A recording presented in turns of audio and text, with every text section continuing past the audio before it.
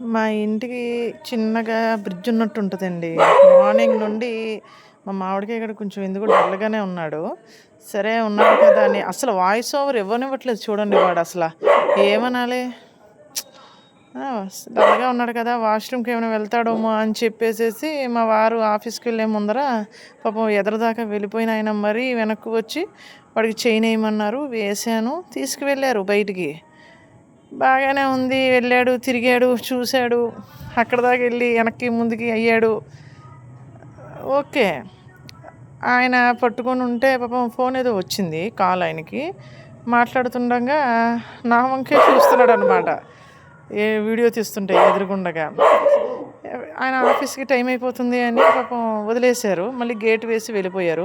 ఆయన వెళ్ళేదాకా పైకి వచ్చేసేసి కుర్చీ మీద కూర్చొని అస్సల ఎళ్ళేదాకా చూస్తానే ఉన్నాడు. సరే ఇదంతా డల్‌గా నడిచేలోపు మా పాప 6:30, 7కి వస్తదండి. వచ్చిన తర్వాత సీన్ చూడండి ఎలా ఉంటదో. కాళ్ళు తుడుచుకునే మ్యాట్ ఉంటది కదా! దాన్ని తీసుకెళ్ళి గిఫ్ట్ ఏదో ఇచ్చినట్టు ముందుకి, ఎనక్కి ఎంత సీన్ చేశాడో చూడండి. కానీ మా మామిడికాయ గాడి అల్లరి చూస్తే మాత్రం చాలా బావుంటదండి. ఇదే మా మామిడికాయ గాడు.